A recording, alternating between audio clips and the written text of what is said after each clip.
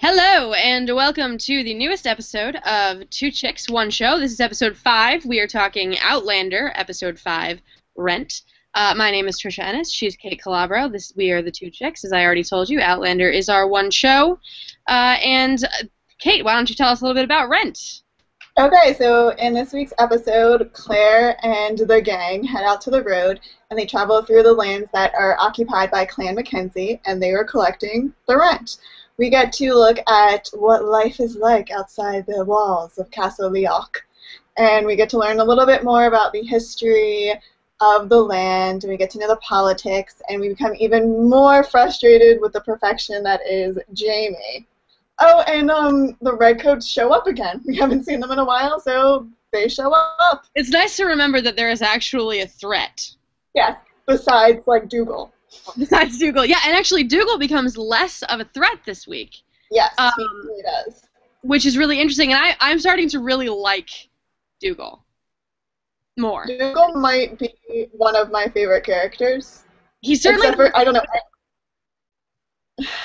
know, it's like Dougal and Angus for me. I really like the one that told her, like, it was a good thing that you're with me because my brother or whatever likes to screw sheep.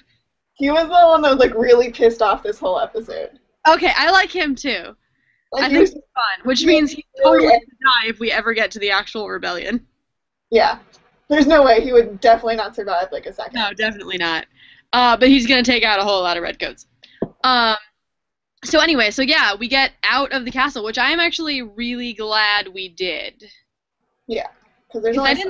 It's not like I didn't like the castle and, like, the people there. Like, I liked Mrs. Fitz, I liked Galis, although one more mysterious, but where are you really from conversation from her, and I might have shot myself. But then we kind of got it with Dougal this week. We did, but we didn't. Like, and we'll get to that later, I think, more, but, like, Dougal's conversation with her was much more, I think you're a spy, whereas Galis is very much, I think you're from the future. Yeah, or, like, you're magical. Or, like, yeah, or, like, you might be a fairy. Yeah, which we learn, thanks to the ladies with the hot piss, that's what they think occupy the stones are fairies. So fairies are going to come in. Yay, fairies! Yeah. Also, yay, hot piss. Anyway, yeah. So anyway, we get out of the castle. We get to see more of Scotland, which is really, really interesting. We get to see more of, like, what it's like to be a common person. Where, not that, like, everybody in Clan Mackenzie is, like, super rich or anything, but they're certainly better off than some of those people. And Claire actually is kind of insufferable. Yeah, like, the first, I don't know, 20 minutes until Jamie finally, like, puts the kibosh on her, like, acting like a complete, like, stuck-up person. She's just, like, just stop. Like, I'm just like, why are you, like, you're doing this to yourself. Like, I can't justify your action. Yeah, exactly. Like, she's annoying the whole episode because she doesn't understand what's going on, and she literally doesn't understand what's going on because they're constantly speaking Gaelic. So, I mean, while her reactions are justified in the sense that, like, she doesn't understand what they're saying, she thinks they're specifically, like, making her an outsider. I don't know if that's necessarily true. I'm sorry? I don't know if that's necessarily true that they were deliberately doing it. I don't know that they were. I think they were originally. They were deliberately doing it. I think once they end up in conversations like the rebellion conversations in the taverns and stuff, I don't think they were being deliberately. I don't think they were deliberately hiding the conversation from her. I think that was more of a brotherhood thing. Yeah. I think when they were on the road originally, they were specifically singling her out because I think they thought it was fun. Probably. But it's like, so she's being kind of pissy about that. She feels like an outsider already. She's looking for the opportunity to run away. And so she's sort of casting these people in. She doesn't have a good opinion of Dougal anyway. No. Because of, like, the last episode and, you know, all of her other encounters with him. So it's not surprising that she would react that way, but at the same time, Jamie was like, that was the first time I was kind of like, yes, thank you. Someone said, dude, shut up. Yeah, but the whole thing was like, she only listened once Jamie said it. Because, like, Angus kind of was like, listen, you don't really know what's going on, just be quiet. And even like during that whole thing with the goat, Dougal was like, "Oh, she's drunk." Like he's like he didn't even get mad. Like if I like you would He think was he would. very obviously covering for her. Yeah, exactly. But like if any, but the whole thing another it brings up the question of does Claire like have this magical power over these people? Because even when you see her with the common folk women with the doing the wooling or whatever, Hmm. they're like sipping like alcoholic beverage and they're like, oh, keep quiet from the men folk. So like they still like are very selective of what they share with the men in their lives, but then like Claire's just like can say whatever she wants and they're just like, oh, Claire, be quiet. Like and that's it. Yeah, But I like, think she doesn't listen to Angus partly because I don't think she has no respect for Angus. yeah. Like he's that doofy. He's Hank. I mean, we. Do you have a lot of respect for him? I think he's fun, but I I don't know don't if I I think necessarily. at the end of the episode I get more from what happens at the end with all of them. I get Oh more yeah, I have a lot more respect for him now. yeah. But I think originally, like Jamie's the only one she has any real respect for, Yeah, it's true. and also he's hot, which doesn't hurt matters. Uh, Yeah, that comes back too because he does adorable things. But anyway, so Dougal, we did get to, like we said before, we got to learn a lot more about Dougal. He becomes more um, empathetic, maybe, because we start to understand his motivations. mhm. And he's a really obvious leader. Like we saw him as a really obvious leader at Castle Leoch, Yeah. but now he's a really obvious like military leader, Mhm. rebellion leader anyway. Yeah. Should we explain the rebellion? Yes, let's explain the rebellion. You explain the rebellion. Okay. All right. So basically, in as we all know, Scotland is currently being occupied by the British, and for people that like actually know what's going on right now and read a history book, they're still pretty much occupied by the British. Like nothing like this is just a failed cause. Um, but the Scots aren't too happy, and they would like a Stuart king to overthrow the Protestant king. And for those who need a little back lesson, Stuart was the family name of Mary, Queen of Scots. She was Mary Stuart. Her son took over for Elizabeth as the king of the United. Well, I don't think it was the United Kingdom at the time. It was just England. Um, and he was a Catholic king, but then he got dethroned by the Protestants.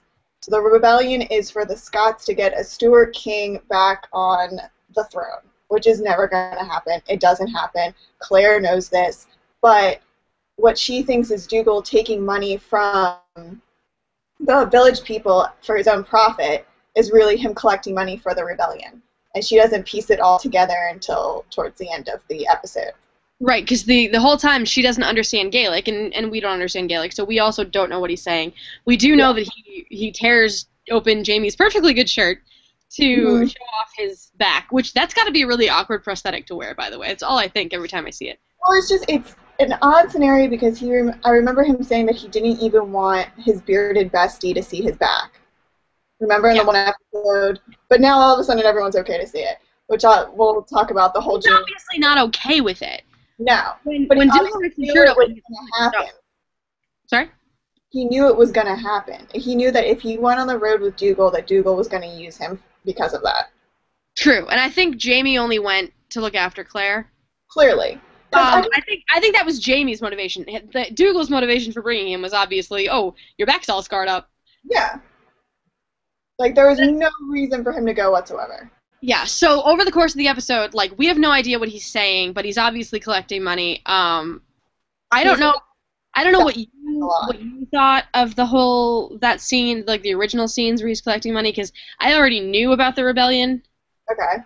Going into the episode, because like I had talked to you, so I knew what was going on, and I was kind of like, oh, okay, right, he's collecting money for the rebellion, so I wasn't pissed off at him at all. No, yeah.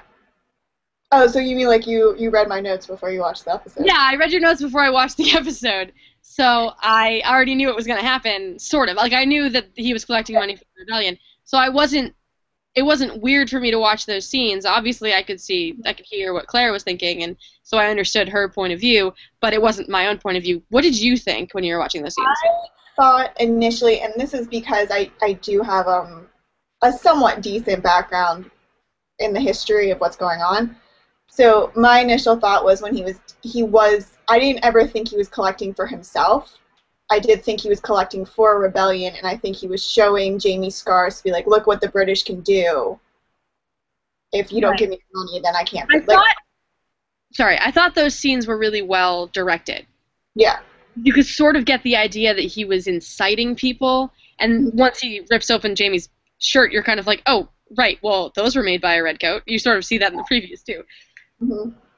So it wasn't a far cry. I like towards the end that Jamie just took off the shirt by himself. Like, maybe he should have did that the whole time.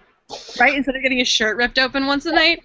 I guess the first time it was really dramatic. But then, like, after that, like, okay, like, I'll do it myself. Like, I think he just wanted to stop having to sew. Yeah, that's true, because Claire didn't want... She ain't nobody's bitch. No. She doesn't sew. She only cures asthma randomly. Yeah. So once we find out about the rebellion, once she recognizes the name Stuart, and remembers something that Frank taught her, which, yay, we get to see Frank again. I missed Frank. I still like him. I missed him. Then we finally understand Dougal's motivations, and then it turns into Claire just shouting at anyone who will listen, don't do this because you're all gonna die.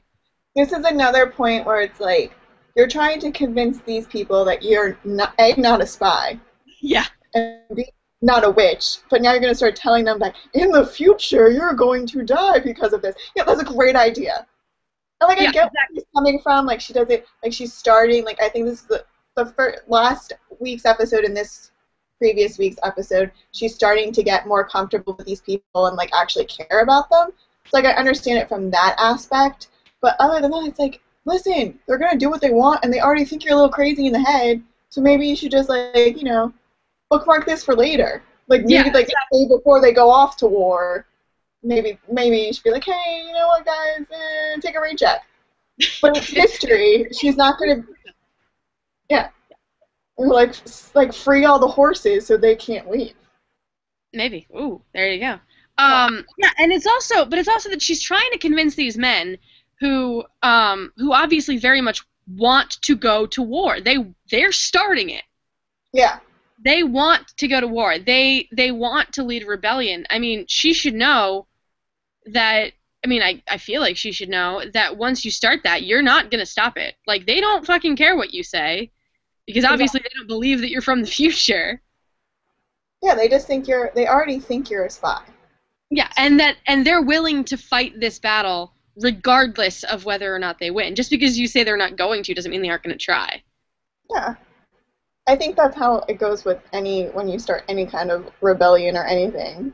Sure. I don't think go in being like... But, yeah, so I was kind of, like, yelling at Claire the whole time because obviously she's never read a science fiction book. She doesn't know anything about maybe preserving the past. Yeah. It's a very different approach to time travel. What does she...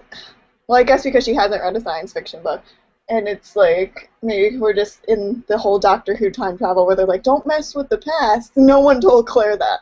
Right, obviously, it's like, she didn't think, well, maybe if I go time travel into the past, I should just let giant historical events happen as they may. Yeah, viewers, if you ever time travel, let shit happen. Seriously, just let it go. Just let it happen. Just live out your life very quietly in some place. Sign to Jamie. Make sure he's perfect. Perfect in every possible way.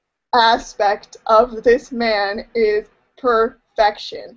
Yes, I think this episode's perfect moment annoys you more than it annoys me. I thought it was kind of like, he likes her kind of moment, more so than him being perfect in every sort of way. Yeah, I watched the episode twice, okay? Okay. So the first time I was just more annoyed at everything. I think my annoyance was just amplified. Like, I was annoyed at Claire. And when I'm assuming the most perfection moment of Jamie is when he's guarding her door. Yeah. the drunkers downstairs. She's like laying in bed in, I don't know, I guess the tavern inn upstairs. And she hears like rumbling by her door, so she grabs a candlestick and she opens it. And She's obviously very worried about this rumbling by her door. she grabs a candlestick and then she opens the door, and who else but Jamie is there guarding her to make sure that no one tries to attack her in her sleep. And it's just kind of like, the first time I was like, oh, really? Like, I'm not surprised, but I'm just like, just tell her that you, like, fancy her. I don't know. Just tell her something. And then the second time I watched it, then I was like, oh, this is so romantic. Like, I was, like, in a better mood, I guess. And I was just like, oh, this is so cute. But it's still annoying that he's perfect. Like, I'm still, like, and I think his flaw is that he's just perfect. Yeah, his flaw is that he's too perfect. Yeah. Yeah, I think I would agree with you partly. I think maybe we'll see more of his imperfections. My big problem is not that that scene was him being too perfect. Like, I have issues with him being too perfect in other scenes. That scene just kind of felt to me like he was not really being chivalrous, but being a guy who kind of likes a girl and wanting to protect her because, but also that was actually a very real threat. Yeah, this is true. Like, but, yeah. Yeah, I did like the sort of cute scene that followed her discovering him where she says, well, don't wait out here, wait in my room. And he's like, that would be improprietous. Yeah, that would ruin your reputation. Like, she's already married. She's a widow. Like, she's a widow. She's kind of like, what reputation? Yeah, like, you guys already call me a whore. So, like, what? Yeah. So I liked that scene. I thought it was kind of fun and cute. I think it's that she was flattered. Yeah, she was flattered. You could tell, like, once she, like, realized what's going on, she got, like, that little giddiness that we've only seen in a non-sober Claire before. This is the first time I think we've seen Claire sober, giddy around Jamie. Because during the episode prior to the gathering, he takes her back, but she was drunk, to her room, and she was, like, giddy, like, flirting with him. And then during the gathering, she was kind of, like, giddy, drunk, flirting with him. But this was the first time it was, like, actual, almost, like, legit flirting. Yeah, exactly. So that was kind of cute to see, even though she is married and still very much in love with her husband. It would be so much easier if she wasn't in love with her husband. Yeah, it would be so much easier if Frank was an ass, but I actually liked Frank. Right, I really like Frank. I think Frank is adorable. I think he's so cute. Frank. He pokes fun at her in fun and interesting ways. And yeah. Whatever. Anyway, so yeah, I mean, I was glad we got to see a little more of him in this episode, just to remind the audience that, yeah, she's still married. Yeah, and the I was going to say Frank flashback, don't try saying that too fast, because it is, is actually pretty significant, and it's new information. And we see Frank and Claire visiting the battleground that actually turns into where the clans go to fight the British in 3 years from where we're currently at in Scotland right now. And basically Frank tells her that at this war pretty much ends the clans. Right. They're gone in 3 years. Yeah. And she sees, and there was like another moment, like the moment in the first episode where she, in the 20th century when she walks into the castle and she like almost has like a remembrance of that room. It's the same kind of feeling when she looks at the stone that said Clan Mackenzie. She kind of like had like almost like a remembrance, like I remember this name. Right. Yeah. And that was a little sad because she's sort of looking around and she actually says in 3 years most of these men will be, like, how many of these men will be dead? Yeah. And I'm thinking probably a vast majority. Yeah. Definitely Angus. Definitely Angus. He will be the guy who's drinking on the battlefield. Yeah. Killing people and or Angus will survive because he got drunk the night before and didn't wake up in time. I don't think he's that kind of person. Oh, you know what we should talk about besides her new friend is the new Lieutenant Hot Face. Like, he's seriously attractive. Lieutenant, good-looking man. I was gonna write that in my notes for them. When he first shows up and he's like a smith or a butcher or something with an apron, I was kind of like, oh, he's good looking. Yeah, I was like, ooh. And then he puts on his uniform, and I was like, oh, it's really too bad you're a bad guy. Yeah. Well, that's objective. Well, maybe a bad guy. He didn't seem like he was necessarily... He was obviously looking for a fight, but he didn't seem like he was necessarily doing it maliciously. Yeah, I mean, he heard her dialect and was like, okay, here's an English lady, and she's with a bunch of Scots. This doesn't add up. And obviously she's being held against her will. Yeah. And I just love how, like, he was he undercover? Like, what was he doing in that village? Yeah, I think he was essentially undercover because over the course of the episode, we see the British, or the English, weeding out traitors. Yes. Because at the end, we see the two guys strung up on essentially on the crosses, and dead, with the T's carved into them. So obviously they were unearthed as traitors, and I wouldn't be surprised if there were a lot of English disguising themselves as Scots. Yeah. Although, how the fuck did he... He wasn't disguising himself.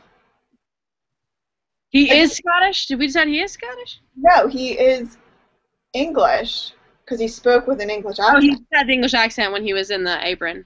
Yeah. Yeah, okay, so then he wasn't disguising himself at all. That's confusing. I think he was... Because I'm wondering how they're vetting these people into these towns. Exactly. If they're already English, if everybody knows they're English, they're not worried about them at all? I don't know. Like, at that point, I would think, like, if any time an English person would come to move into my town, I'd be like, you're a spy. Right, exactly. You were immediately spy. Yeah. They all thought Claire was a spy, although she had a useful skill. Yeah, like, he just, like, went right back into his little house, put on his red coat, and drove away. Well, rode away. He walks out of that town wearing his uniform, and no one's like, that's a problem. Yeah, but anyway, he's good looking. So he's very good looking. He was very dreamy, and it was like the first time you were like, oh, the red coats aren't so bad. Because they're attractive. Yes. I thought that the whole damn time. Yeah. Yep. Which is too bad. He's probably a bad guy. And then we also had Claire. Claire has a new friend. Yes, Ned.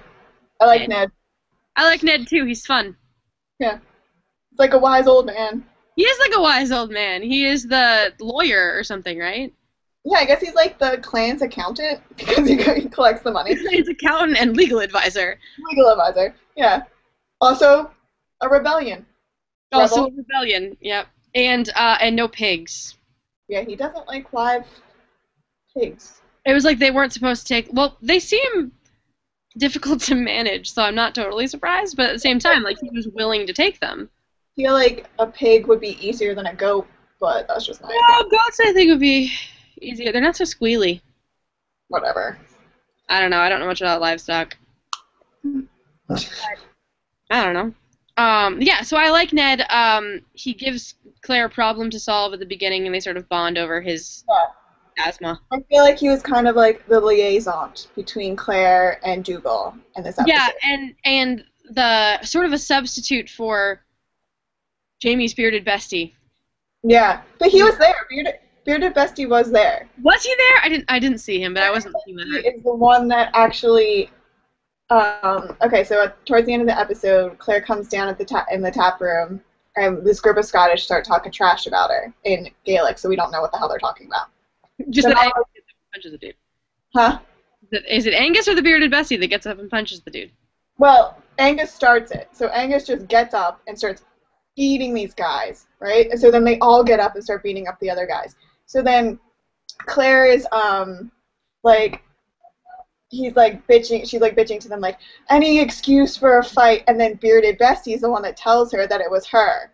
Well, you were the reason for the fight. We were defending your honor. And then he goes like, we can call you a whore, but damn. No, Angus says that. Angus says we can talk about you, but no one else can. No, I'm pretty sure it's bearded bestie. I don't know. One of them. I thought it was Angus. But they become sort of like her big no, brother. Because Angus like didn't say anything because like he still like doesn't like Claire, but he was just like getting manned up. And the one guy's like, oh, my tummy hurts, like something like that. Well, yeah, his ribs hurt. Bearded bestie told her what happened. Yeah, so at the end of the episode, even though she's been getting all this grief from these guys, they still defend her honor in the tap room when Yeah. the dudes call her a whore. Like, dramatically defend her honor. Like, Angus like launches himself across the table. Yeah. It was pretty interesting. So like if like I already like liked these dudes before, but like now I'm just like, you guys are chill. Yeah, and it's the first time that we see any Scotsman being less than amazing in conversation because they are a whore. But again, it takes all the crap that they've given Claire throughout the episode and just makes it like, aw, shucks. Yeah, exactly. You guys really like me. You really do like me. Like that kind of. Yeah, the whole time it's like, you accepted me. Yeah. So in our last few minutes, let's cover the ending. So Claire goes off to wash herself, and Dougal sort of uses the opportunity to confront her. Luckily, she wasn't completely disrobed. Yeah. And you called it a Gaelis-like conversation because he does confront her about like where are you really from. Yeah. But like I said at the beginning of the episode, I felt like he did it more in a I think you're a spy, because he says like you are sowing dissent among my men. Yeah. Well, I don't know if it's. I took it. I understand what you're saying, but I also took it as like I think Dougal at this point, I think he could believe in magic, and I think he could believe that Claire is from the future. So like I think I like took it as like he wants to know. Besides, I think he's beyond thinking she's a spy. I don't know that he's beyond thinking she's a spy. I do think that if or when it comes to the point where he discovers that A, magic is real, and B, she's from the future, he'll be like, okay. Yeah. Like, he'll accept it. Probably, but I think that'll be because, like, of all this other shit that's gone on with her, where he's just kind of like, yeah, okay, I'll believe anything now, whatever. I do think that he was confronting her more because he's worried that she's a spy, worried that she might be trying to affect his men, worried that she's a threat, more so than anything else. Yeah. And then they get confronted by the hot redcoat. Yeah, Captain or Lieutenant Good-Looking shows up. Lieutenant Good-Looking. He has a name. Yeah, and this time he brought, like, his friends. So Dougal's kind of, like, in the hot seat, or as opposed to vice versa, where it was all the Scots around just him, now it's all these redcoats just around Dougal. Yeah, and we end on our first cliffhanger of the season. Because, I ask you again, are you being held against your will? And it's sort of a Claire going, I don't know what to say.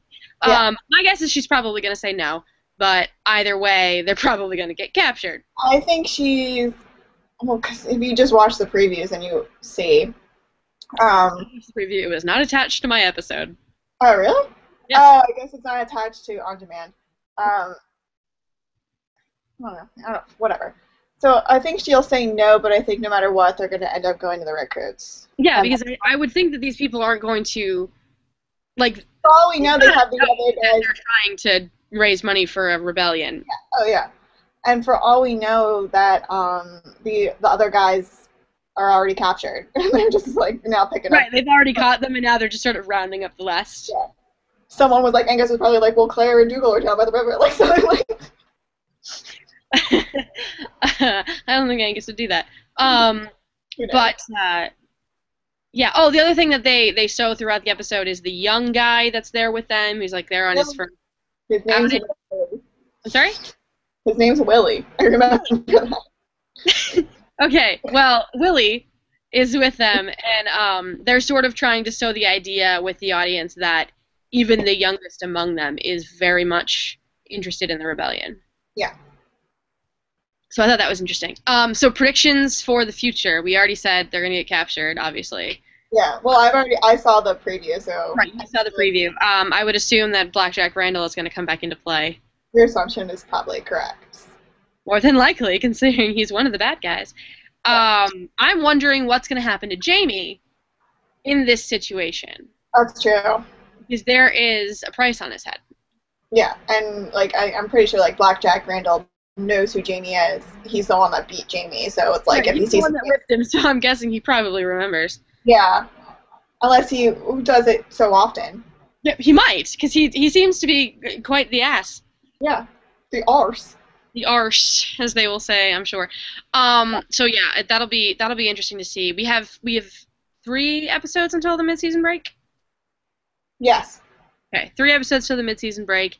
I don't know how much time they're going to cover in the rest of the season, because if we've got 3 episodes before the Jacobite Rebellion, or 3 episodes, 3 years until the Jacobite Rebellion, I don't know if they're going to get to that point, or if she's going to get out, if this something's going to happen before. It feels like that's what they're leading up to.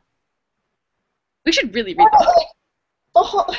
I was thinking about this as well, but then I was like, there's 8 freaking books. Like, we don't, like, where does it end? And, like, where does it, like, I don't, like, that's what I mean. Like, does the 8th book end at the rebellion? Are we, like, 8 books for 3 years? Like, I don't... From what I understand, no. Because I have done a little bit of Googling in preparation for certain things. Yeah. I don't know exactly where the first book ends, but I do know where the second book picks up. Yeah, we've talked about the spoiler. We've talked about this. So, like, you can't say it's a spoiler if it's in a book, people. You can't say it's a spoiler. It's in a book. No, you can't say it's a spoiler. I'm not gonna ruin anything past the first book for people. Yeah. Because I would assume that most people who are tuning in to watch the show are watching it because they watch the show, not necessarily because they read the book. Yeah. So we'll try to say non-spoilery. Yeah. So I don't know where the first book ends. I will find out whenever I actually get around to reading the book. Same. But so it'll be interesting to see how much ground they're trying to cover in this first season. And if they're trying to get all the way to the rebellion, then it's going to be lots of time jumps. Yeah. If they're not, then I'm less concerned. But they've only covered a few weeks. Yeah, like she said, like at the gathering, she's only been there for like a couple weeks. Yeah, so they've covered maybe a month. Yeah, maybe. And so it's interesting to see how long, if there's going to be any time jumps. Maybe there will be between the mid-season. But I think they're doing a really good job with the show so far. Yeah. And this, I think we both agree, is definitely the best episode so far. I've enjoyed all of them, but I thought this was the most... They had the most going on. Yeah, most entertaining. Yeah, it had the most going on. There was a lot of character development, but even not character development, there was a lot of plot. Yeah. It pushed the story forward a lot more, and I thought that was really interesting. So I'm looking forward to the rest of this half season, and then whenever it picks up again, we'll see where they end it at the end of the month. But yay. So I think we're gonna wrap it up. Do you have any other thoughts? Well, I'm good right now. Yeah. We're good. That was weird. Let's not do that again. So anyway, this has been the 5th episode of 2 Chicks, 1 Show. If you have any thoughts on anything that we said, on anything that happened in the episode, you want to share, feel free to do so in the comments. If you're on YouTube, and in the comments if you are on allgeektome.net, which is where this will be posted. But thank you for joining us, and we will see you next week. I don't remember what the title of next week's episode is. I don't remember either. It's something. You're getting ready to salute. All right, so we will see you next week. Goodbye. Thank you for watching. See ya.